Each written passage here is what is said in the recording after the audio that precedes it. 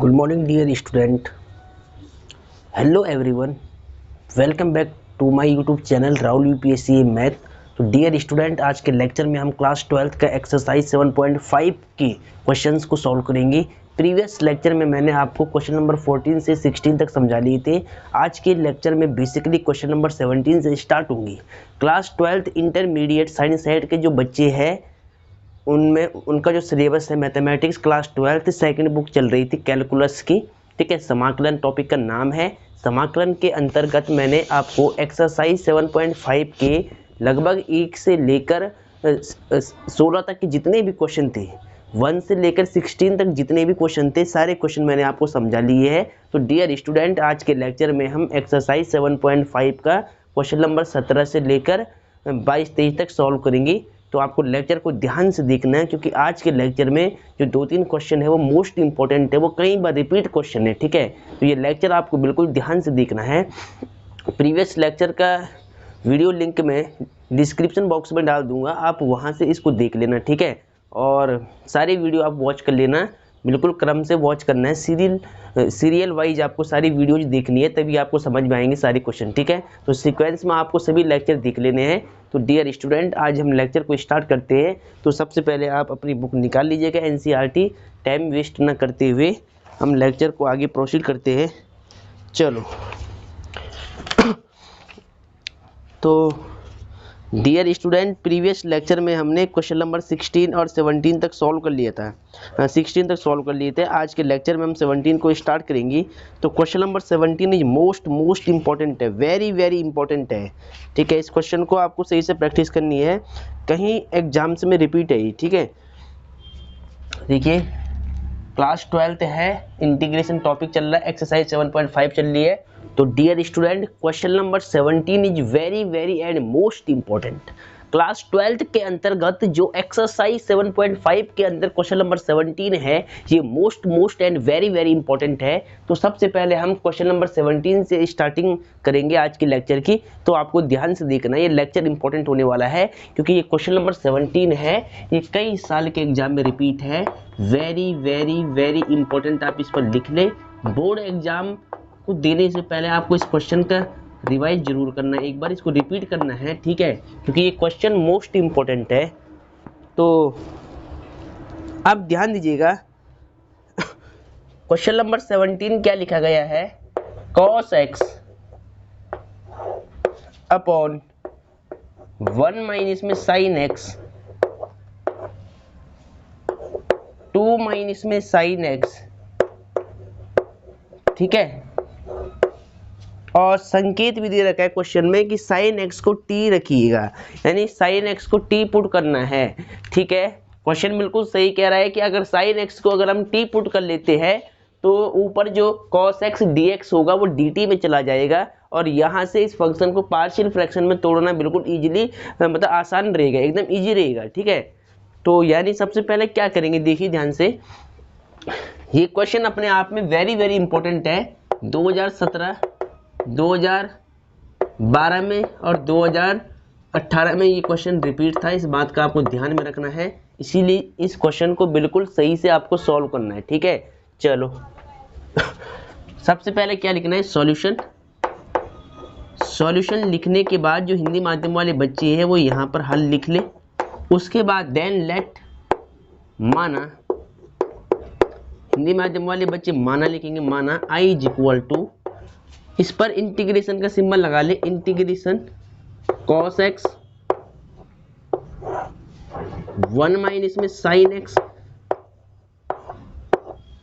और 2 माइनस में sin x, 2 minus में sin x और dx। ठीक है, इंटीग्रेशन के सिंबल के साथ आपको dx लगाना जरूरी होता है, इस बात का ध्यान रखें, क्योंकि इस फंक्शन का हमें x के सापेक्ष समाकलन निकालना है, x के रिस्पेक्ट में इसका हमें इंटीग्रेशन फाइंड करना है। ठीक है, चलो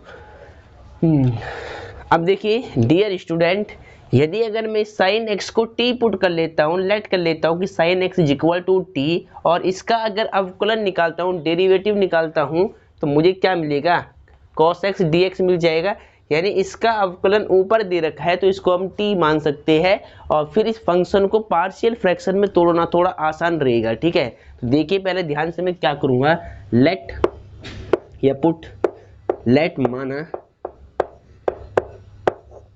ठीक है, साइन एक्स, देखिए साइन एक्स को हमने क्या मान लिया, इस साइन एक्स को लेट कर दिया t, पुट कर दिया t, पुट कर दो चाहे लेट कर लो। ठीक है, मान लिया कि साइन एक्स बराबर t है, तो अब इसको t माना है तो इसका क्या करेंगे, डिफरेंशिएशन करेंगे, differentiation with respect to x, x के सापेक्ष दोनों साइड में क्या करना पड़ेगा, अवकलन करना पड़ेगा। ठीक है, तो साइन x का x के सापेक्ष अवकलन क्या हो जाएगा, cos x हो जाएगा, और t का x के सापेक्ष अवकलन क्या होगा, dt अपॉन dx हो जाएगा। यहाँ पर मल्टीप्लाई कर ले, क्रॉस मल्टीप्लाई कर ले, इधर cos x का dx है तो cos x dx हो जाएगा, और dt का 1 से मल्टीप्लाई, dt 1 जा dt हो जाएगा। अब डियर स्टूडेंट आपको क्या दिख रहा है, cos x dx की वैल्यू dt है, तो यहाँ पर देखिए cos x dx को हम क्या रख देंगे, dt, sin x को t पुट कर देंगे यहाँ पर भी और यहाँ पर भी, और फिर इसको आंशिक भिन्न में तोड़ देंगे। ठीक है, तो अब देखिए ध्यान से, इसके बाद आपको क्या करना है कि इसको मान लेना है इक्वेशन फर्स्ट। ठीक है, और देन इसके बाद देखिए ध्यान से, therefore i is equal to, ठीक है, जहाँ देखिए cos x dx की वैल्यू क्या है, dt, तो इसके ऊपर आपको dt पुट कर लेना है न्यूमरेटर में, और 1 से sin x को आपने क्या पुट किया, t, चलो 2 एज इट इज, और sin x को क्या पुट किया है, t, तो यहाँ पे t रख देंगे। ठीक है, अब इस फंक्शन का हमें इंटीग्रेशन करना है, इस फंक्शन का हमें क्या करना है, समाकलन निकालना है। अब देखिए डिनोमिनेटर में लीनियर फैक्टर आ रही है, रैखिक बहुपद आ रही है, इसका मतलब हम यहाँ पर पार्शियल फ्रैक्शन इजीली लगा सकते हैं। आपने सीखा होगा कि अगर डिनोमिनेटर में हर में अगर लीनियर फैक्टर्स आते हैं तो किस तरह हम उसको पार्शियल फ्रैक्शन में तोड़ते हैं। ठीक है, आपको पता है बात, मैंने सारा बेसिक आपको समझा रखा है। ठीक है, तो आई होप आपको ये सब बातें मालूम होगी। अब देखिए इसके बाद क्या करना है, थोड़ा पहले इसको जरा रफ कर लेते हैं। देखिए ध्यान से डियर स्टूडेंट, आपने नोट कर लिया होगा इसको। ठीक है, अब थोड़ा जगह का शॉर्टेज है तो इसलिए मैं इसको रफ कर लेता हूँ पहले। चलो, क्वेश्चन मोस्ट इंपॉर्टेंट है, उत्तराखंड बोर्ड में कई बार रिपीट क्वेश्चन है। ठीक है, अगर इस एक्सरसाइज का आप रिपीट मारते हो एग्जाम में जाने से पहले तो ये क्वेश्चन आपको जरूर करके जाना है, इस बात का आपको ध्यान में रखना है। ठीक है, चलो अब मैं क्या करूँगा, देखिए लेट इस फंक्शन को पार्शियल फ्रैक्शन में तोड़ दूंगा, तो क्या मानूंगा कि माना ऊपर देखिए 1 मान सकते हैं आप, तो 1 अपॉन में, ठीक है, यहाँ लेट लिख ले इंग्लिश माध्यम वाले बच्चे, लेट 1 अपॉन में 1 माइनस में t, 1 माइनस में t और 2 माइनस में t, इसको पार्शियल फ्रैक्शन में तोड़ना है, आंशिक भिन्न में तोड़ना है। तो कैसे तोड़ती है, a अपॉन में 1 minus T factor, a upon में 1 minus T plus b upon में 2 माइनस टी, b अपॉन में 2 माइनस टी। यहाँ पर क्या करना है, इसके बाद क्या करते हैं, a और b की वैल्यू फाइंड करते हैं, लेकिन a और b की वैल्यू फाइंड करने के लिए थोड़ा इसको सिंप्लीफाई करेंगे पहले। 1 माइनस टी, 2 माइनस में t, ठीक है, राइट साइड में क्या लेना होता है, एलसीएम लेना होता है। इन दो फंक्शन का एलसीएम क्या आएगा, देखिए 1 माइनस टी और इंटू 2 माइनस टी आएगा, दोनों फंक्शन डिफरेंट है तो एलसीएम में दोनों फंक्शन मल्टीप्लाई हो जाएगा। ऐसे इसका मल्टीप्लाई यहाँ कर ले और इसका मल्टीप्लाई यहाँ कर ले, तो a इंटू में 2 माइनस में t प्लस b इंटू में 1 माइनस में t। ठीक है, चलो अब देखिए दोनों का एलसीएम सेम है तो एलसीएम से एलसीएम कैंसिल हो जाएगा, क्या बचेगा न्यूमरेटर में दोनों की, यहाँ 1 बच जाएगा, राइट साइड में a इंटू में 2 माइनस में t और plus b into 1 minus t, इतना बच जाएगा। ठीक है, इतना करने के बाद इसको मान लेना है आपको इक्वेशन नंबर थर्ड। ठीक है, यहाँ पर मान लेनी है इक्वेशन सेकंड और यहाँ मानना है इक्वेशन थर्ड, वहाँ समीकरण 2 यहाँ समीकरण 3 मान लेनी है। और इसको आपको ध्यान रखना है कि साइन एक्स को आपने क्या माना है, टी माना है, इसको साइड में लिख दे क्योंकि बाद में इंटीग्रेशन के बाद इसकी वैल्यू भी पुट करनी पड़ेगी टी की साइन एक्स। ठीक है, चलो अब इसको हटा देते हैं, आप इसको नोट कर ले क्योंकि क्वेश्चन इंपॉर्टेंट है, कई बार रिपीट क्वेश्चन है। ठीक है, 6 मार्क्स में आता है एग्जाम में। चलो इसके बाद ध्यान दीजिएगा, देखिए ए की वैल्यू निकालने के लिए मैंने क्या ट्रिक बताई है, जो ए के नीचे फैक्टर होता है इसको 0 के इक्वल पुट कर दे, यहाँ से टी की वैल्यू मिल जाएगी और उस टी की वैल्यू को समीकरण 3 में पुट कर दे, यहाँ आपको ए की वैल्यू मिल जाएगी। तो हम क्या करेंगे, जो ए के नीचे फैक्टर है इसको 0 के इक्वल पुट करेंगे पहले। तो पुट मतलब रखने पर, put 1 minus T equal to 0। तो देयरफॉर देखिए माइनस टी जाएगा उधर तो प्लस टी हो जाएगा, अब 1 तो लेफ्ट में ही है, तो टी की वैल्यू कितनी आएगी, मतलब प्लस का 1 आ जाएगी। माइनस टी राइट में गया तो क्या हो गया, प्लस टी हो गया, और लेफ्ट में 1 है तो टी की वैल्यू 1 आ चुकी है। ठीक है, अब इसको पुट करना है इक्वेशन नंबर 3 में। तो यहाँ क्या लिखना है, फ्रॉम इक्वेशन 3, हिंदी माध्यम वाले बच्चे क्या लिखेंगे, समीकरण 3 से, समीकरण 3 से। ठीक है, ठीक है, अब देखिए समीकरण 3 आपको लिखनी है पहले, क्या है, 1 is equal to A 2 minus में टी प्लस बी 1 माइनस में टी, जहाँ जहाँ टी है वहाँ आपको 1 पुटअप करना है यहाँ पर। तो 1 a 2, यहाँ पे टी है, यहाँ पर 1, टी की वैल्यू कितनी है 1, बी को as it is 1 same, T की वैल्यू 1। इसको सॉल्व करना है, 1 इज इक्वल टू ए 2 में से 1 जाएगा 1 प्लस, देखिए 1 में से 1 जाएगा 0, अगर ये 0 हो गया तो बी भी 0 हो जाएगा। तो यानी यहाँ क्या बच जाएगा, 1 से ए बन जाए ए, यानी ए की वैल्यू कितनी आएगी 1 आएगी, ए की वैल्यू कितनी आएगी 1 आएगी। ए की वैल्यू को भी साइड में लिख लो, ए इक्वल टू 1। ठीक है, इसी प्रकार आपको अब बी की वैल्यू निकालनी है, तो ये आपने नोट कर लिया होगा। ठीक है, अब आगे देखिए, अब बी की वैल्यू निकालते हैं। ठीक है, चलो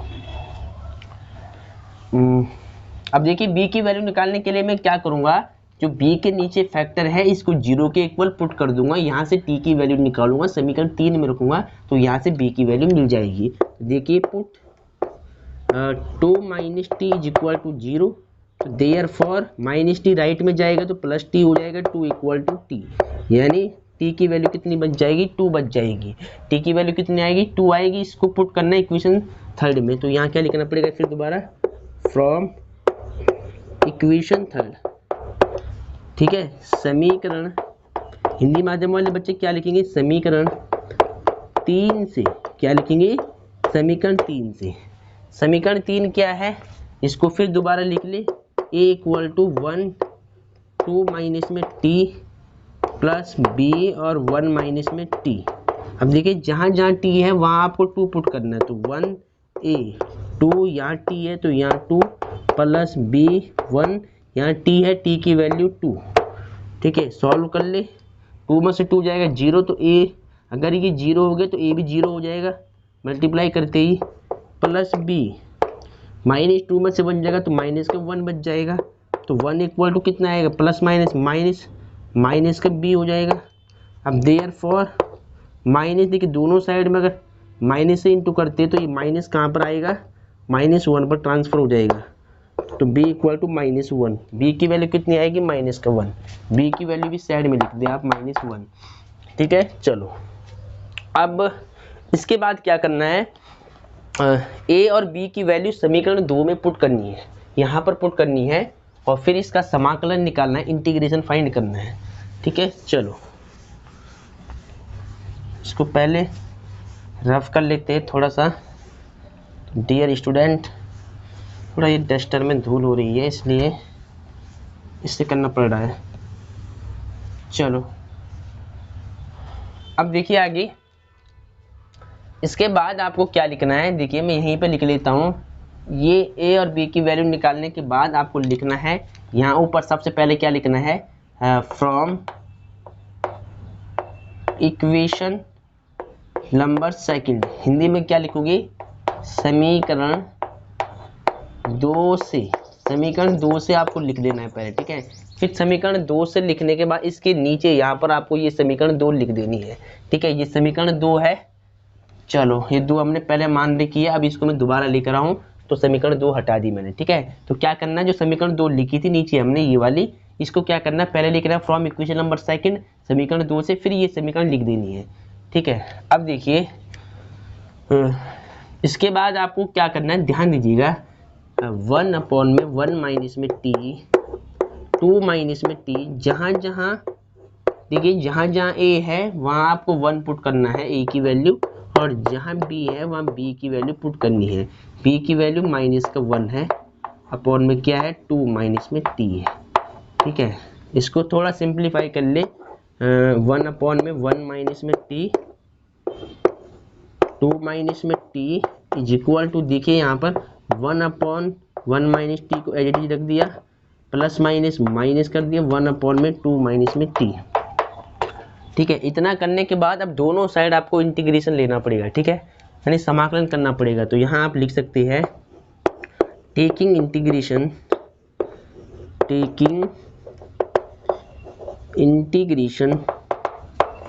on both side, taking integration on both side, Hindi में क्या लिखोगे, दोनों पक्षों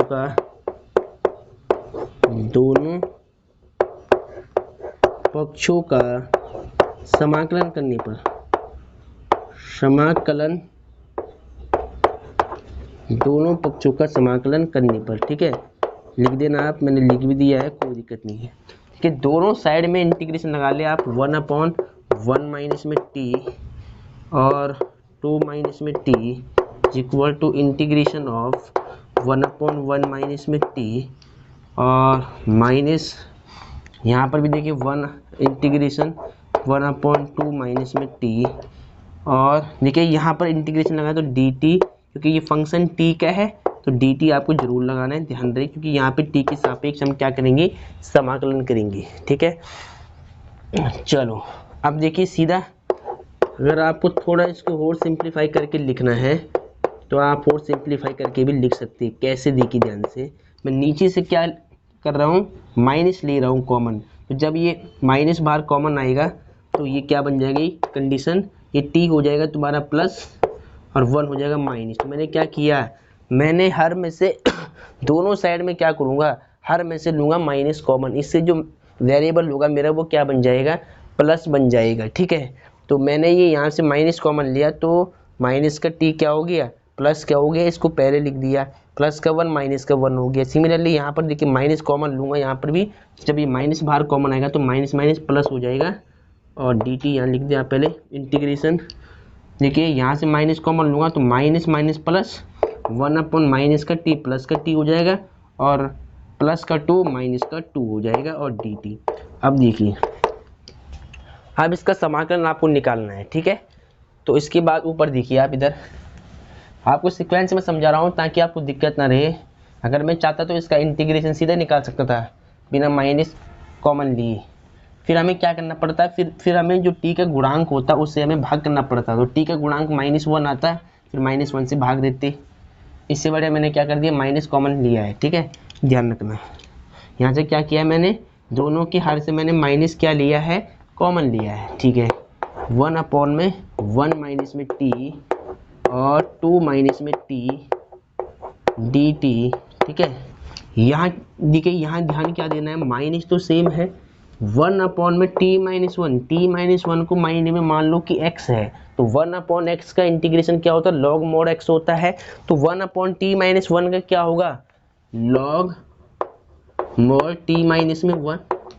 ठीक है, चलो प्लस, फिर 1 अपॉन टी माइनस 2 का क्या होगा, लॉग मोड तो टी माइनस 2, और प्लस में c कांस्टेंट। आई बात समझ में, कि t माइनस 2 को हमने क्या मान लिया, माइंड में x मान लिया।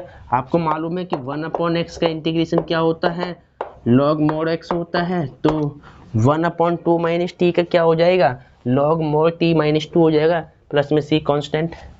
इसके बाद देखिए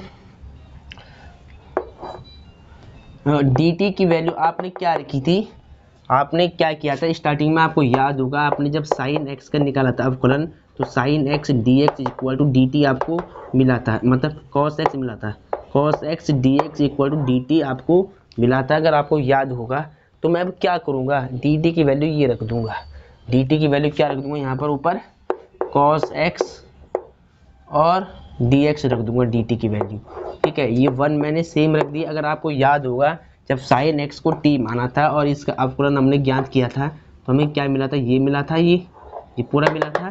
तो यानी डी टी की वैल्यू ऊपर मैं क्या रख रहा हूँ, यहाँ पर कॉस एक्स डी एक्स रख रहा हूँ। टी की वैल्यू क्या है, देखिए टी को हमने साइन एक्स माना था क्योंकि हमें इसकी वैल्यू चाहिए ना साइन एक्स, और टू सेम टी को क्या माना था साइन एक्स, ठीक है। चलो अब यहाँ पर भी जहाँ जहाँ टी है वहाँ आपको ये वैल्यू पुट करनी पड़ेगी, ठीक है। तो देखिए ध्यान से,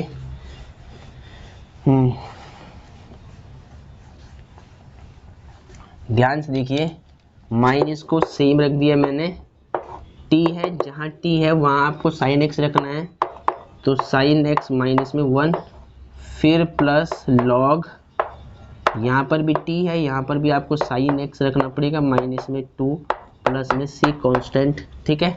अब देखिए यहाँ पर एक फार्मूला और अप्लाई हो रहा है।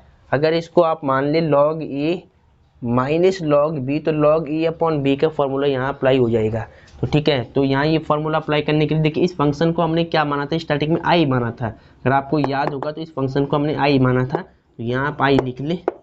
और देखिए यहाँ देखिए प्लस की वैल्यू में पहले लिख रहा हूँ, प्लस का log mod sine X minus 2 को लिख दिया मैंने पहले, और ये माइनस का log mod sine X minus 1 लिख दिया बाद में, ठीक है।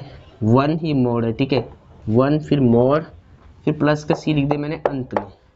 इसके बाद ध्यान दीजिएगा आई इज इक्वल टू, इसको मान लो लॉग ए माइनस लॉग बी, आपने पढ़ा है कि लॉग ए माइनस लॉग बी, इसको हम क्या लिख सकते हैं, लॉग ए अपॉन बी की फॉर्म में लिख सकते हैं, ठीक है। लॉग ए अपॉन बी को हम क्या लिख सकते हैं, लॉग ए माइनस लॉग बी, और लॉग ए माइनस लॉग बी को क्या लिख सकते हैं, लॉग ए अपॉन बी, ठीक है। तो देखिए यहाँ पर लॉग ए माइनस लॉग बी दे रखा है, तो यानी इसको हम क्या लिखेंगे, लॉग मोड ए यानी साइन एक्स माइनस 2 और B sine X minus 1 plus में सी कांस्टेंट। तो डियर स्टूडेंट ये आंसर आप चेक कर ले क्योंकि ये question very very very very important है। ये क्वेश्चन क्या है, वेरी वेरी इंपॉर्टेंट है, इसीलिए इसका आंसर हम चेक कर लेते हैं। आप भी अपनी एनसीईआरटी बुक से इसका आंसर चेक कर लीजिएगा। तो एक बार देख लेते हैं आंसर क्या आ रहा है। 7.5 का क्वेश्चन नंबर था 17, log 2 minus sine x 2 minus sine x 1 minus sine x, कोई दिक्कत नहीं है। डियर स्टूडेंट इसने क्या किया है, इसने यहाँ पर देखिए ये आंसर भी हमारा बिल्कुल राइट है, ये आंसर भी क्या है, ये आंसर भी हमारा बिल्कुल राइट है। अगर मैं आपको समझा लूँ, देखिए इन्हें क्या किया, जो बुक में आंसर दे रखा है ना कि 2 माइनस साइन एक्स दे रखा है और फिर 1 माइनस साइन एक्स दे रखा है, वो उन्हें क्या किया, देखिए वो स्टेप भी मैं आपको समझाने की कोशिश कर लेता हूँ। देखिए पहले अगर आपका बुक को देखिए ये आंसर बिल्कुल राइट है, ये आंसर क्या है, बिल्कुल राइट है। अगर आपको बुक का आंसर चाहिए तो बुक का आंसर भी देखिए मैं आपको समझा लेता हूँ, ठीक है। बुक ने क्या करा, देखिए अगर आपको बुक का आंसर चाहिए तो इसके लिए पहले मुझे क्वेश्चन लिखना पड़ेगा, ठीक है। तो पहले मैं क्वेश्चन लिख रहा हूँ, अब उसके बाद आप देखिएगा, मैंने रब कर लिया है। देखिए अब देखिए डियर स्टूडेंट ये क्वेश्चन मैंने लिख दिया है, ठीक है। जो अभी मैंने आंसर निकाला है वो भी एकदम राइट आंसर है, ठीक है, वो भी आंसर बिल्कुल रॉन्ग नहीं, एकदम राइट आंसर है। और जो आंसर बुक के पीछे दे रखा है ना वो भी मैं ला रहा हूँ। देखिए मैंने इस इक्वेशन सेकंड को दोबारा लिख दिया है और यहाँ पर ए और बी का मान पुट कर लिया है, ठीक है। इसके बाद देखिए जो बुक के पीछे आंसर है वो ला रहा हूँ। देखिए बुक ने क्या किया है वो भी आपको मैं समझा रहा हूँ। देन वो जो हमने आंसर निकाला ये भी बिल्कुल राइट आंसर है, ठीक है। देखिए कैसे, हाँ यहाँ पर क्या करना है, दोनों पक्षों को समाकलन करना है। तो taking integration on both side, taking integration on both side आपको लिख देना है, ठीक है। और मैं समझा रहा हूँ मैं, ठीक है। तो 1 अपॉन में 1 माइनस में टी 2 माइनस में टी, जहाँ जहाँ क्या है देखिए x के हमने t के सापेक्ष करना तो dt आएगा, यहाँ पर 1/1 माइनस में टी डी टी, और यहाँ देखिएगा इंटीग्रेशन 1/2 माइनस में टी और डी टी। ठीक है, अब देखिए 1/1 माइनस टी और 2 माइनस टी, इसको तो आप पहले सेम रख दे डी टी। यहाँ देखिएगा 1/1 माइनस टी क्या होगा, लॉग मोड टी का होगा, लॉग 1 माइनस टी हो जाएगा। लेकिन यहाँ पर जो टी का गुणांक है माइनस में है तो इससे भाग होगा -1। इंटीग्रेशन में क्या होता है, जो टी का कोफिशिएंट होता है वो कहाँ पर आता है, वो आता है डिवाइड में, भाग में आता है। तो टी का गुणांक -1 है तो वो भाग में आएगा। ठीक है, सेम यहाँ करना पड़ेगा। 1/2 माइनस टी का क्या होगा, लॉग मोड 2 माइनस में टी हो जाएगा। लेकिन जो टी का यहाँ पर कोफिशिएंट होता है वो क्या आता है, डिवाइड में आता है। तो टी का गुणांक -1 है तो ये भाग में आएगा, प्लस में सी कांस्टेंट। ठीक है, बात वही है। देखिए अब डी टी को आपने क्या पुट किया था, cos x और dx। आप ऊपर चेक कर लेना कि डी टी की वैल्यू क्या थी, cos x और dx थी। यहाँ 1 सेम। ठीक है, चाहे तो आप बाद में रख दे पहले इसको। ठीक है, आप बाद में पुट कर ले वैल्यू, कोई दिक्कत नहीं है। पहले मैं इसको थोड़ा सिंप्लीफाई कर लेता हूँ आगे, पहले इंटीग्रेशन को सॉल्व कर देते हैं, इसके बाद हम पुट कर देंगे सारी वैल्यूज। देखिए ध्यान से, ये माइनस ऊपर आएगा तो माइनस लॉग मोड 1 माइनस में टी, और देखिए ये माइनस प्लस बन जाएगा, और लॉग 2 माइनस में टी प्लस में सी कांस्टेंट। ठीक है, तो देखिए वैल्यू रखने से पहले मैं थोड़ा इसको सिंप्लीफाई कर लेता हूँ पहले। ठीक है, देखिए ध्यान से, प्लस के नंबर को पहले लिख दे आप और माइनस के नंबर को बाद में लिख दे। चलो 1 माइनस में टी, ठीक है, ऐसे, और प्लस में सी कांस्टेंट। अब ध्यान दीजिएगा, लॉग ए माइनस लॉग बी का फॉर्मूला अप्लाई हो रहा है, तो यानी अब इसको हम क्या लिखेंगे, लॉग ए अपॉन बी की फॉर्म में लिखेंगे। ठीक है, इसी सवाल को मैं जो बुक में आंसर है वो ला के दिखा रहा हूँ, जो हमने निकाला था माइनस कॉमन लेकर के, वो भी एकदम राइट आंसर है, तो इस बात का ध्यान रहे। देखिए इंटीग्रेशन डी टी अपॉन में 1 माइनस में टी और 2 माइनस में टी, इसको सेम रख दिया डी टी। ठीक है, डी टी तो पहले से मान रखा है। चलो देखिए, जहाँ लॉग है, ठीक है, लॉग ए माइनस लॉग बी है, तो इसको हम क्या लिख सकते हैं, लॉग ए यानी 2 माइनस में टी अपॉन में 1 माइनस में टी प्लस में सी कांस्टेंट। अब देखिए डी टी को आपने क्या रखा था, cos x dx पुट किया था। डी टी की वैल्यू क्या थी, cos x dx 1 same. T को आपने क्या माना था, sin x माना था, अब चेक कर ले ऊपर, तो 2 टी को sin x। ठीक है, और देखिए ध्यान से, लॉग सेम रख दिया है, 2 सेम है, टी को आपने sin x पुट किया था तो यहाँ sin x पुट कर ले दोबारा, 1 माइनस में sin x और प्लस में सी कांस्टेंट। अब आप चेक कर ले एनसीईआरटी से आंसर, एनसीईआरटी ने ऐसे किया है सॉल्व। फिर एनसीईआरटी ने माइनस कॉमन नहीं लिया है, उसने क्या किया, डायरेक्ट इंटीग्रेशन निकाल दिया है, और जो x का कोफिशिएंट था वो कहाँ पर आता था, वो आता है डिवाइड में, तो उसने वैसे रूल से इसको निकाल दिया है। हमारा आंसर भी बिल्कुल राइट है। ठीक है, तो आंसर क्या था बुक में कि log 2 माइनस में sin x 1 minus sin x plus C, बिल्कुल राइट आंसर है। देखिए वही आंसर आ रहा है, तो अब आपको यहाँ पे घबराना नहीं है, चाहे आप माइनस कॉमन ले और चाहे तो आप सीधा ऐसे जैसे मैंने अभी समझाया इंटीग्रेशन वैसे आप निकाल ले, कोई दिक्कत नहीं होने की, सवाल बिल्कुल राइट माना जाएगा दोनों की इसमें। ठीक है, तो पहले ये भी आप चाहे लिख ले। ठीक है, बाकी आपकी इच्छा है। दोनों रूल मैंने आपको समझा लिए है यहाँ पर, तो आई होप आपको बात समझ में आ रही होगी। चलो डियर स्टूडेंट, ये क्वेश्चन आपने नोट कर लिया होगा। ठीक है, तो ये दोनों रूल अप्लाई देख लेना आप करके, सॉल्व करना आप खुद। ठीक है, तो ये रूल भी मैंने आपको समझा लिया है। ठीक है, इंटीग्रेशन के अंदर बहुत से फंक्शन ऐसे होते हैं त्रिकोणमिति के, जिनके आंसर बिल्कुल मतलब सेम मैच नहीं होते, आंसर बिल्कुल सेम रहते हैं लेकिन मैच नहीं हो पाते, तो इस बात का आपको ध्यान में रखना है। तो देखिए अगर हमने यहाँ माइनस लिया था कॉमन, तो आंसर में थोड़ा इफेक्ट आ गया था, माइनस की वैल्यू प्लस में हो गई थी, है ना। तो बात वही है, आपको घबराना नहीं है।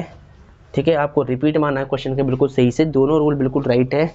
अब देखिए क्वेश्चन नंबर हम करेंगे, इसके बाद 17 हो गए 18, आप क्या करेंगे 18 क्वेश्चन को करेंगे, तो ध्यान से देखिएगा। 7.5 पे क्वेश्चन नंबर 17 मोस्ट इंपॉर्टेंट था, इसको आप रिपीट कर ले। अब 18 और 19 और 20 ये क्वेश्चन भी वेरी वेरी इंपॉर्टेंट है। तो क्वेश्चन नंबर 18 भी क्या है, very very very very very very important है। जितनी बार इस पर वेरी वेरी लिखा जाए उतनी बार ही कम है, तो इस बात का ध्यान रहे। तो क्या कहता है, एक्स स्क्वायर प्लस में 1 और एक्स स्क्वायर प्लस में 2, ठीक है, और एक्स स्क्वायर प्लस में 3 और एक्स स्क्वायर प्लस में 4। देखिए इस फंक्शन को ध्यान से देखिएगा, इसका इंटीग्रेशन निकालना थोड़ा सा मुश्किल है। देखिए ऐसा हमने एक एग्जांपल भी आपको समझाया था, अगर आपको याद होगा एक्सरसाइज 7.5 का ऐसा एक एग्जांपल मैंने आपको समझाया था। सेम ऐसे था, देखिए यहाँ पर एक्स स्क्वायर, यहाँ एक्स स्क्वायर, यहाँ एक्स स्क्वायर, यहाँ एक्स स्क्वायर। तो इसको सॉल्व करने के लिए हम क्या करेंगे, एक्स स्क्वायर को टी पुट कर लेंगे कुछ देर, मतलब वाई मान लो आप, चाहे यहाँ पर कोई दिक्कत नहीं है। एक्स स्क्वायर को चाहे तो आप टी मान लो, चाहे तो आप वाई मान लो, ठीक है। तो मैं क्या करता हूँ, एक्स स्क्वायर को पुट कर लेता हूँ वाई से पहले सॉल्व करने के लिए, ठीक है। चलो तो सबसे पहले आपको क्या करना है, यहाँ सॉल्यूशन लिख देना है, सॉल्यूशन, ठीक है। हिंदी माध्यम वाले बच्चे हल लिखेंगे, उसके बाद लेट माना, सबसे पहले इस फंक्शन को लेट कर देंगे आई के equal, I is equal to, I for integration, integration X square plus 1 और एक्स स्क्वायर प्लस में 2 अपॉन एक्स स्क्वायर प्लस 3 और एक्स स्क्वायर प्लस में 4, ठीक है, और dx। अब ध्यान दीजिएगा, अब मैं क्या कर रहा हूँ, एक्स स्क्वायर को मैं यहाँ पर क्या पुट कर रहा हूँ, टी पुट कर, वाई पुट कर रहा हूँ, वाई, चाहे आप टी मान ले कोई दिक्कत नहीं, पर मैं यहाँ पर क्या मान रहा हूँ, वाई मान रहा हूँ, ठीक है। तो लेट, चाहे तो आप लिख ले put x square is equal to Y, ठीक है। एक्स स्क्वायर को वाई रखने पर मैंने क्या किया है, एक्स स्क्वायर को मैंने क्या कर दिया है, वाई पुट कर दिया है, ठीक है। क्या किया हमने, जहाँ जहाँ एक्स स्क्वायर है वहाँ में वाई रखना है। तो लेट आप यहाँ पर लिख ले, देयरफॉर, ये फंक्शन लिख रहा हूँ मैं खाली, एक्स स्क्वायर प्लस में 1 और एक्स स्क्वायर प्लस में 2 और अपॉन में एक्स स्क्वायर प्लस में 3 और एक्स स्क्वायर प्लस में 4, ठीक है। जहाँ जहाँ एक्स स्क्वायर है वहाँ आपको वाई पुट करना है, तो वाई यहाँ पर पुट कर ले, वाई प्लस में 1 और उसके बाद यहाँ एक्स स्क्वायर है तो यहाँ वाई प्लस 2, ठीक है, और फिर यहाँ एक्स स्क्वायर है तो यहाँ वाई प्लस में 3 और यहाँ एक्स स्क्वायर है तो यहाँ वाई प्लस में 4, ठीक है। तो यानी इस फंक्शन को आपने जहाँ जहाँ एक्स स्क्वायर था वहाँ आपने वाई कर दिया है पुट। अब आपको यहाँ पर मल्टीप्लाई करनी, देखिए अगर मैं इन दोनों ब्रैकेट के अंदर मल्टीप्लाई करता हूँ तो दोनों की जो न्यूमरेटर अपॉन डिनोमिनेटर है उनकी पावर सेम आएगी, डिग्री दोनों की घातें बिल्कुल सेम आएगी। देखिए वाई स्क्वायर और वाई स्क्वायर अगर पावर सेम आ रही है तो मतलब क्या होगा, यह अनुचित प्रमेय फलन होता है, ठीक है। अनुचित प्रमेय फलन यानी ठीक है, इसको हम क्या बोलते हैं, ऑड रैशनल फंक्शन बोलते हैं, ऑड रैशनल फंक्शन। तो यानी देखिए दोनों की पावर सेम आएगी, वेरिएबल की अगर मल्टीप्लाई कराता हूँ वाई स्क्वायर ऊपर नीचे मिल जाएगा। पावर सेम होने पर जो ये फंक्शन हो जाता है वो क्या हो जाता है, ये जो फलन हो जाता है अनुचित प्रमेय फलन हो जाता है। तो सबसे पहले हम क्या करते हैं, अनुचित प्रमेय फलन को प्रमेय फलन में चेंज करते हैं, उचित प्रमेय फलन में चेंज करते हैं। तो अनुचित प्रमेय फलन को उचित प्रमेय फलन में चेंज करने के लिए क्या करते हैं, लंबी भाग विधि का यूज करते हैं, यानी हर को अंश से भाग देते हैं और फिर क्या करते हैं, इसको उचित भिन्न बना देते हैं, उचित फंक्शन बना देते हैं। तो कैसे बनाएंगे देखिए ध्यान से, पहले सबसे पहले इसका मल्टीप्लाई आप कर दे अंदर तो y का y में होगा तो वाई स्क्वायर और फिर y का 2 से मल्टीप्लाई करा दिए तो 2y और 1 का y से तो y, 1 का 2 से तो 2 आएगा, ठीक है। और सिमिलरली देखिए डिनोमिनेटर में भी आपको सेम करना है, मल्टीप्लाई करा दिया आप y का y में तो y स्क्वायर हो जाएगा, फिर y का 4 से तो 4y, पहले इस y के दोनों से करनी मल्टीप्लाई, 3 का y में 3y प्लस 3 का 4 से तो 3 4 जो कितना होगा 12, 3 चौक 12, ठीक है। अब थोड़ा इसको सिंप्लीफाई कर ले आप, ठीक है, थोड़ा इसको सिंप्लीफाई कर ले तो देखिए वाई स्क्वायर को मैंने सेम लिख दिया है, 2y में 1y ऐड करें तो 3y मिल जाएगा आपको, प्लस में 12 प्लस में 2 है, ठीक है, प्लस में क्या है 2 है और अपॉन में देखिए ध्यान से Y square as it is लिख दिया और यहाँ 4 और 3 कितना होगा 12, नहीं 4 में आपको 3 ऐड करना, प्लस करना, मल्टीप्लाई नहीं करनी, प्लस करनी। 4 और 3 कितना हुआ 7, 7y और 12 को सेम रखना है, ठीक है। अब देखिए जरा, अब ये फंक्शन हमारे पास आ चुका है, तो इस फंक्शन में ध्यान से आपको क्या देखना है, दोनों की डिग्री सेम आ रही है, डिनोमिनेटर न्यूमरेटर दोनों की डिग्री इक्वल इक्वल है। इसका मतलब यह है क्या है, ऑड रैशनल फंक्शन है, ठीक है, अपरमेय फलन है, ठीक है। ये अनुचित परमेय फलन है डियर स्टूडेंट, अनुचित परमेय फलन है। अब इसको परमेय फलन बनाने के लिए उचित परमेय फलन इम्प्रॉपर, यानी ये क्या था आपका, ये आपका इम्प्रॉपर रैशनल फंक्शन है। इस टाइम जो ये यहाँ पर गिवन है क्योंकि इसकी डिग्री सेम है, तो इसको हम क्या बोलेंगे इंग्लिश में, improper rational function.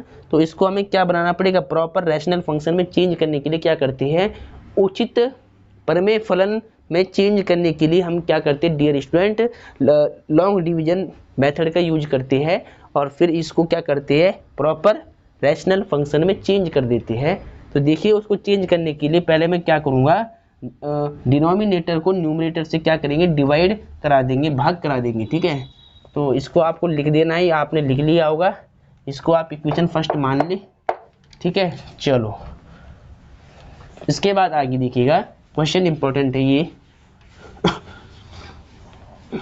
Equation first आपको ध्यान रखनी है और आपको ये भी ध्यान रखना है कि हमने एक्स स्क्वायर को वाई पुट किया था, इसका भी हम यूज करेंगे आगे अभी। तो देखिए सबसे पहले इसको लंबी भाग विधि से हम क्या करेंगे, उचित परमेय फलन बना देंगे। तो अब मैं क्या करूँगा, देखिए ध्यान से, मैं हर को भाग दूंगा अंश से। तो सबसे पहले क्या लिखेंगे, Y square plus 7y plus 12, इसको डिवाइड करना है आपको किससे, इससे, यानी इसको आपको डिवाइड देना है Y square plus 3y plus 2 को देना है डिवाइड आपको, ठीक है। अब देखिए, हाँ अब देखिए डिवाइड आपने सीखा होगा, हमने आपको सिखाया है कई बार कि यहाँ ऐसा नंबर रखना होता है कि जिसका मल्टीप्लाई यहाँ करके जो फर्स्ट वाला पद है, टर्म्स है, वो सेम मिल जाए, ठीक है। अगर नहीं मालूम चल रहा है तो जो बहुपद अंदर लिखा है इसका जो फर्स्ट वाला पद है और जो बहुपद यहाँ मतलब बाहर लिखा हुआ है जिसे हमें भाग करना है, उसका फर्स्ट वाला पद इनका आपस में भाग देते हैं। तो पहले ये लिखेंगे Y square upon Y square, कितनी बार कटेगा, 1 टाइम कटेगा। इसका मतलब यहाँ 1 रखना पड़ेगा, सीधा सोचने की जरूरत नहीं है, कोई भी नंबर आ जाए यही काम करना है। पहले इस बहुपद का फर्स्ट वाले नंबर से इस बहुपद के फर्स्ट वाले नंबर से भाग देते हैं, फिर भाग देने के बाद जो आता है उसको ऊपर रखते हैं और जो यहाँ रखते हैं उसका मल्टीप्लाई पूरे नंबर में करते हैं, ठीक है। तो ध्यान रहे। अब देखिए, अब यदि मैं 1 का मल्टीप्लाई करता हूँ इन सब से, तो देखिए मुझे क्या मिलेगा, थोड़ा चौक का इश्यू आ गया, देखिए ध्यान से, 1 का वाई स्क्वायर में तो वाई स्क्वायर, 1 का 7y में तो प्लस 7y, फिर 1 का मल्टीप्लाई 12 से तो 12 आएगा, 12 बन जाए 12। इसके बाद क्या करते हैं, थोड़ा सी दूरी पर लाइन खींचते हैं, जो नंबर हमने नीचे लिखे उनके सिंबल चेंज करते हैं, ठीक है। प्लस का नंबर है तो माइनस बना देंगे इसको, माइनस प्लस का माइनस, प्लस का माइनस, वाई स्क्वायर से वाई स्क्वायर कट हो जाएगा और देखिए माइनस। अब देखिए इस बीच वाले सिंबल को आपको भूल जाना है, 7y बन गया माइनस का नंबर और 12 बन गया माइनस का नंबर, तो माइनस प्लस माइनस 7 में से 3 जाएगा तो 4 आएगा, माइनस का 4y बच जाएगा, ठीक है। और सिमिलरली यहाँ पर देखिए माइनस प्लस माइनस 12 में से 2 जाएगा तो माइनस का 10 बच जाएगा, ऐसे, ठीक है। चलो अब देखिए इसके बाद क्या करना है, इसके बाद देखिए रिमाइंडर की डिग्री इससे छोटी आ रही है, डिवाइडर से छोटी है, तो मतलब अब हम भाग नहीं दे सकती हो, ठीक है। अब यहाँ पर डिवाइड नहीं कर सकते हम और, तो अब हम इसको किस फॉर्म में लिखेंगे, देखिए मैंने फॉर्म आपको समझाई थी कि T Q equal to P1x upon में Px की फॉर्म में हम लिखते हैं, ठीक है। और यहाँ पे बीच में प्लस लगाते हैं, तो ये फॉर्म मैंने आपको समझाई है बेसिक में, तो सीधा मैं आपको वैसे समझा रहा हूँ। देखिए आपको सवाल में बात समझ में आएगी। अब क्या करना है, सबसे पहले इस फंक्शन को आप लिख ले, एक्स स्क्वायर प्लस में 1, उसके बाद एक्स स्क्वायर प्लस में 2 और एक्स स्क्वायर प्लस में 3, उसके बाद एक्स स्क्वायर प्लस में 4, ठीक है। अब देखिए ठीक है, इसकी वैल्यू क्या निकाली हमने, ये निकाली सिंप्लीफाई करके, तो यानी इसकी वैल्यू पहले मैं ये लिख रहा हूँ इसके ऊपर यहाँ सामने। ठीक है, चलो तो वाई स्क्वायर अपॉन में 3y plus 2 upon Y square plus में 7y प्लस में 12। ठीक है, चलो इसके बाद ध्यान दीजिएगा, इस फंक्शन को अब हमें क्या लिखना है, इस फॉर्म में लिखना है tx plus P one x upon में px की फॉर्म में लिखना है। तो इसकी फॉर्म में लिखने के लिए ये देखिए, ये रिमाइंडर होता है आपका, ये रिमाइंडर हो गया, ये क्वोशेंट हो गया और ये आपका डिवाइजर हो गया। ठीक है, तो इसको कैसे लिखते हैं, सबसे पहले आपको ध्यान देना है यहाँ पर x square plus 1 upon x square plus 2 x square plus 3 और एक्स स्क्वायर प्लस 4। ठीक है, यहाँ पर ध्यान दीजिएगा, सबसे पहले जो रिमाइंडर आता है, जो क्वोशेंट आता है वो आप लिखते हैं। ठीक है, क्वोशेंट को हम लिखेंगे सबसे पहले 1, उसके बाद रिमाइंडर को लिखा जाता है ऊपर, तो -4y माइनस में 10, उसके बाद डिवाइजर को लिखा जाता है नीचे, तो वाई स्क्वायर प्लस में 7y प्लस में 12। ठीक है, अब थोड़ा यहाँ पर सिंप्लीफाई कर ले इसको पहले, तो इसको पहले रफ कर लेते हैं। ठीक है, और ये फैक्टर आपको ध्यान रखना है कि Y square plus 7y plus 12 के फैक्टर क्या आएंगे, y प्लस 3 और y प्लस 4 आएगा। इसको आप पहले साइड में लिख लें क्योंकि इसकी आवश्यकता पड़ेगी हमें बाद में, y प्लस 3 y प्लस 4 की। ठीक है, चलो अब इसको पहले रफ कर लेते हैं। चलो अब देखिए बिल्कुल ध्यान से, यहाँ पर लेफ्ट साइड के फंक्शन को पहले सेम लिख ले, x square plus 1 x square plus 2 upon x square plus 3 और एक्स स्क्वायर प्लस 4। ठीक, यहाँ 1 को सेम लिख ले और यहाँ पर थोड़ा ध्यान देना है आपको, यहाँ से मैं क्या कर रहा हूँ, माइनस लूँगा कॉमन ऊपर से। जब माइनस कॉमन लूँगा मैं ऊपर से तो क्या होगा, देखिए ये माइनस बाहर आएगा तो माइनस प्लस माइनस बन जाएगा और यहाँ पर 4y प्लस हो जाएगा और माइनस का 10 क्या हो जाएगा, प्लस का 10 बन जाएगा माइनस कॉमन लेने से। ठीक है, और अपॉन में वाई स्क्वायर प्लस में 7y प्लस 12। ठीक है, चलो इसके बाद देखिए बिल्कुल इसके बाद थोड़ा इसको और सिंप्लीफाई करने की कोशिश करते हैं। तो देयरफॉर एक्स स्क्वायर प्लस में 1 एक्स स्क्वायर प्लस में 2 और एक्स स्क्वायर प्लस में 3 और एक्स स्क्वायर प्लस में 4। ठीक, यहाँ पर थोड़ा ध्यान दीजिएगा कि 1 को रख दे as it is, Y 4y plus 10 बिल्कुल सेम रख दिया, Y square plus 7y plus 12 के फैक्टर हमने क्या निकाले थे स्टार्टिंग में, y प्लस 3 y प्लस 4। तो it means that y square plus 7y plus 12 के प्लेस पर हम क्या रख देंगे, y plus 3 into y plus 4 put up कर देंगे। ठीक है, y plus 3 y plus 4।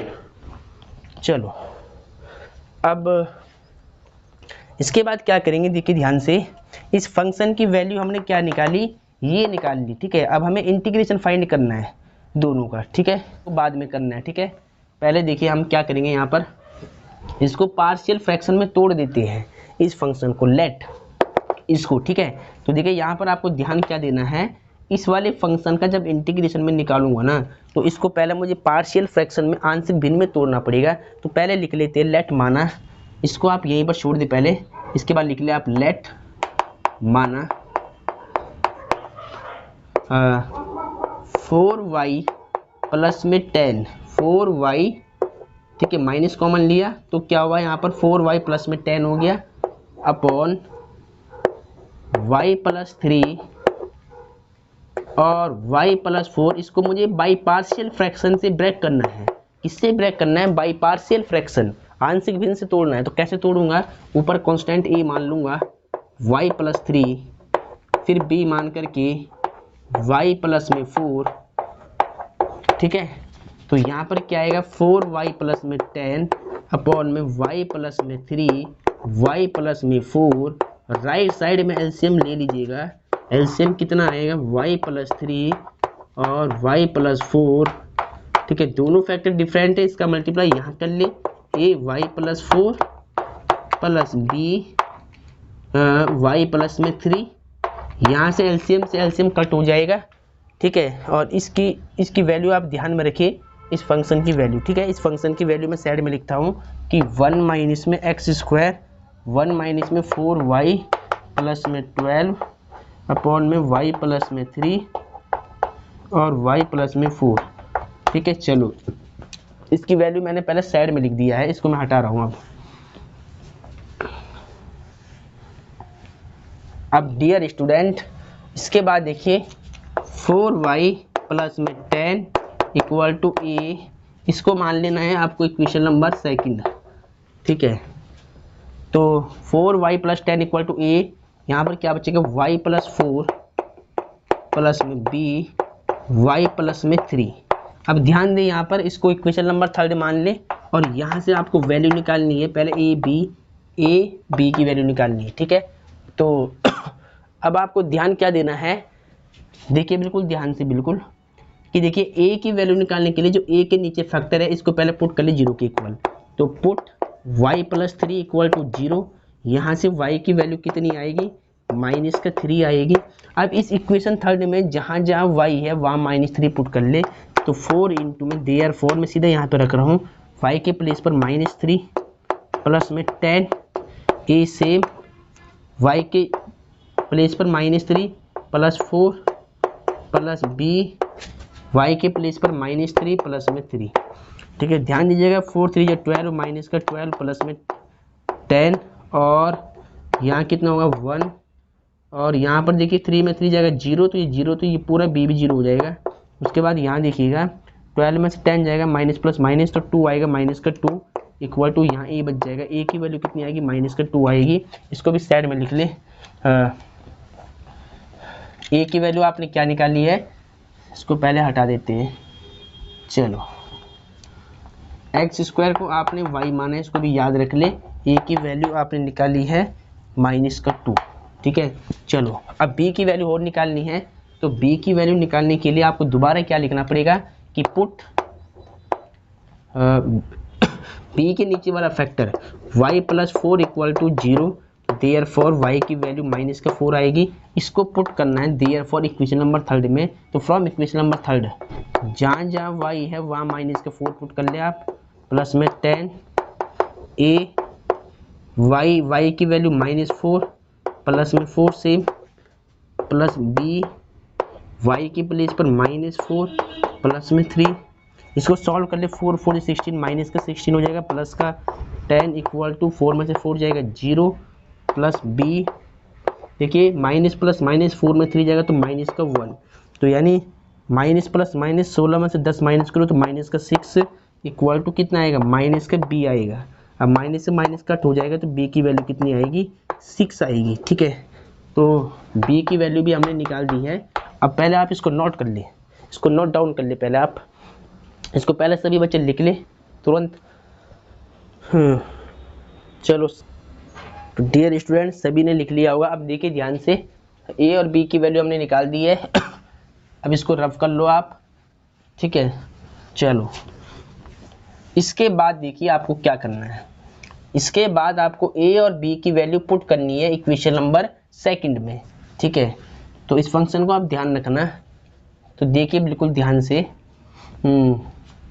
Dear student अब आपको क्या लिखना है, इसके बाद आप यहाँ आप इसको दोबारा लिखेंगे, मैं यहीं पे लिख रहा हूँ कि फ्रॉम इक्वेशन नंबर सेकंड, समीकरण 2 से, समीकरण 2 मेरे पास ये थी, ठीक है, ये थी समीकरण 2। अब यहाँ पर a और b की वैल्यू पुट कर ले आप, तो 4y प्लस में 10 y प्लस 3 y प्लस में 4, ठीक है।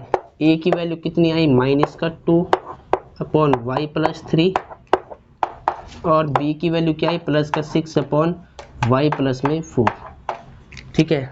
अब इसकी वैल्यू आपको पुट करनी है कहाँ पर, देखिए ध्यान से, 4y प्लस 12, ऊपर 10 था 12 था, एक बार चेक कर लेते, ऊपर 10 था 12 था, यहाँ पर बाई मिसप्रिंट मैंने यहाँ 12 लिखा गया ना, यहाँ 10 था, ठीक है, यहाँ 10 था, ठीक है, यहाँ पर 10 है। देखिए इस वाली इक्वेशन में आपने ऊपर क्या बनाई होगी 1 माइनस में, जैसे ही हमने उसको उचित बिन में चेंज किया था वहाँ आपको ध्यान से दिखना है कि 1 माइनस 4y प्लस 10 था ऊपर, अपॉन में y प्लस 3 y प्लस 4 था, तो यानी इस फंक्शन की वैल्यू हमने ये निकाल दी है, ठीक है। तो अब देखिए ध्यान से पहले, और ये फंक्शन किसके इक्वल था, देखिए ये फंक्शन इक्वल था एक्स स्क्वायर प्लस में 1 और एक्स स्क्वायर प्लस में 2 और अपॉन में एक्स स्क्वायर प्लस में 3 और एक्स स्क्वायर प्लस में 4, ठीक है। और यहाँ आपने पहले क्या माना था, इसको y माना था, ठीक है। पहले y लिख लिया आप, y जहाँ जहाँ एक्स स्क्वायर है वहाँ आपने y माना था। आप ऊपर लिख देना, मेरे पास मतलब मैंने उसे रब कर दिया है, इसलिए मैं बुक से लिख रहा हूँ, ठीक है, ऐसे।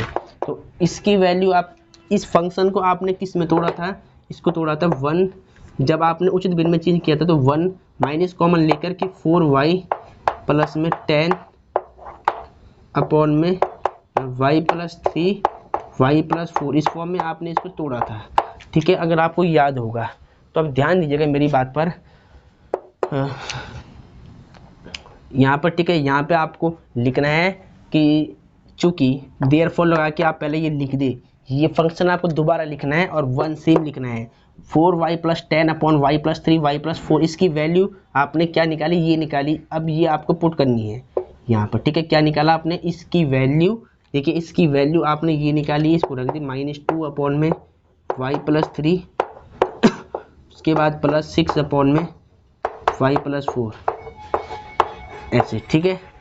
अब आपको क्या करना है, इसको आप लिख ले पहले नीचे y प्लस में 1, अब आपको इंटीग्रेशन करना है और फिर y की वैल्यू पुट करनी है दोनों साइड लास्ट में, y प्लस 3 y प्लस 4, ठीक है। चलो अब सबकी आवश्यकता में नहीं पड़ेगी, अब हमें केवल इनका इंटीग्रेशन फाइंड करना है। तो अब ध्यान दीजिएगा, अब सबको मैं हटा रहा हूँ। चलो क्वेश्चन थोड़ा लेंथी जरूर है, लेकिन इंपॉर्टेंट क्वेश्चन है, इसको आप ध्यान से देख ले, एक दो बार आप ध्यान से देख ले, आपको सारी बात समझ में आएगी, ठीक है। तो देखिए ध्यान से dear student, question most important है, ठीक है। चलो देखिए ध्यान से, अब आपको क्या करना है, अब आपको यहाँ पर इंटीग्रेशन निकालने से पहले आपको बात ध्यान क्या रखनी है, आपने वहाँ पर अवकलन नहीं किया था, केवल पुट किया था। अब आपको पहले जहाँ जहाँ y है वहाँ पुट करना है x, ठीक है। तो देखिए ध्यान से, उसके बाद आपको लिखना है put x square equal to y. तो देयरफॉर देखिए यहाँ पर y है, तो यहाँ आपको क्या लिखना है, एक्स स्क्वायर प्लस 1, जहाँ जहाँ y है वहाँ एक्स स्क्वायर प्लस 2, यानी एक्स स्क्वायर आपको लिखना है, कर ली।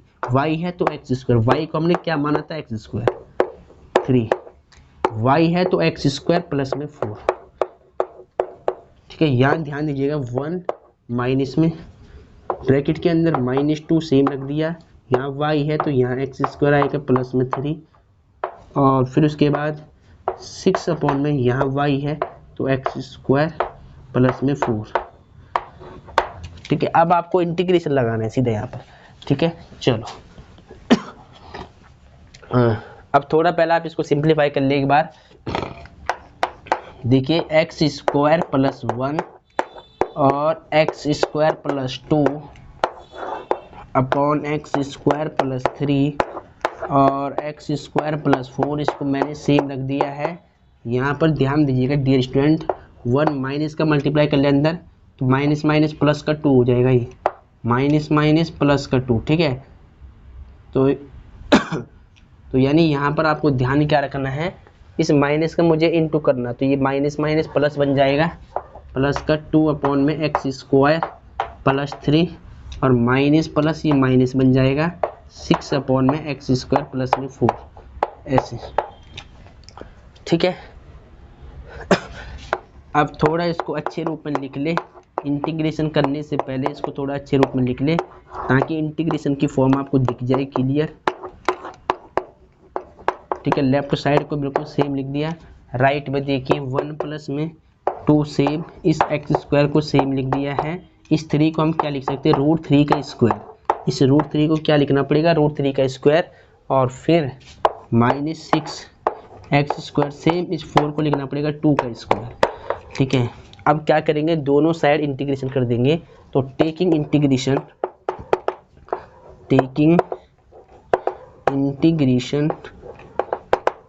On both side, taking integration on both sides.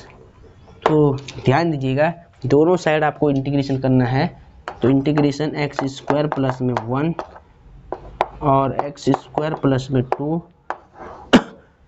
X square plus में 3 और एक्स स्क्वायर प्लस में 2, 4। एक्स स्क्वायर प्लस में क्या है 4 था, यहाँ पर 4 है, ठीक है। यहाँ पर ध्यान रखना है, यहाँ 4 दे रखा है, देखिए 4 चल रहा है। अब देखिए यहाँ पर 1 का इंटीग्रेशन एक्स के सापेक्ष dx, यहाँ dx लगा लिया आप, और उसके बाद प्लस 2 कांस्टेंट है, इसको बाहर कर ले इंटीग्रेशन 1/x स्क्वायर प्लस में √3 का होल स्क्वायर और dx, -6 कांस्टेंट है, इंटीग्रेशन 1 मान ले ऊपर x स्क्वायर प्लस में 2 का स्क्वायर और dx। अब इसके बाद इंटीग्रेशन आपको निकालना है, ठीक है। चलो तो ये आपने नोट कर लिया होगा पूरा। इसके बाद आगे देखिएगा, इसके बाद अब आपको ध्यान से देखना है आगे, ठीक है।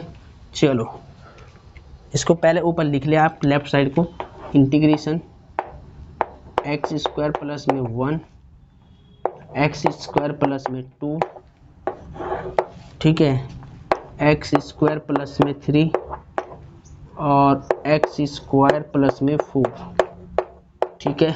और राइट साइड में देखिए ध्यान से 1 का इंटीग्रेशन x के सापेक्ष x हो जाएगा और 2 कांस्टेंट है सेम रहेगा। देखिए 1/x स्क्वायर और रूट आपने सूत्र पढ़ा था dx अपॉन में, आपने पढ़ा हुआ dx अपॉन में x square plus e square, इसका फॉर्मूला होता है 1/a tan inverse x upon a plus में c का फॉर्मूला।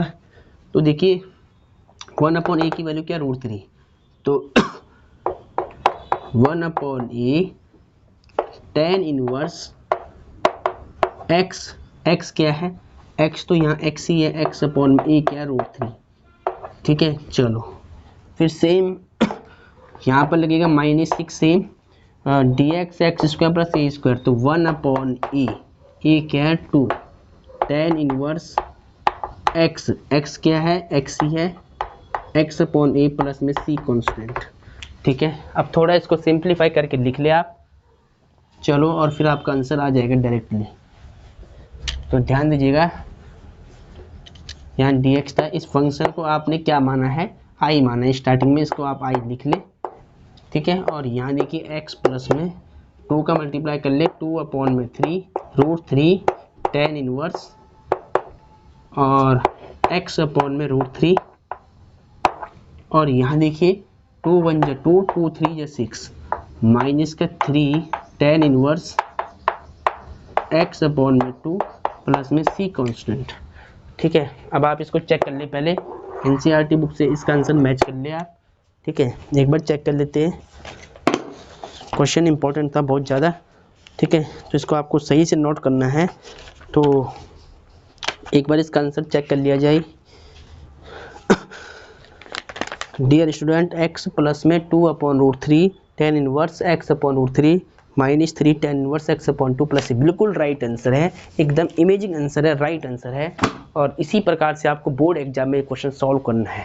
तो डियर स्टूडेंट सारे सीक्वेंस, मैंने सारी बातें आपको सीक्वेंस में समझाई है, तो इस प्रकार से आपको बोर्ड एग्जाम में सॉल्व करना है।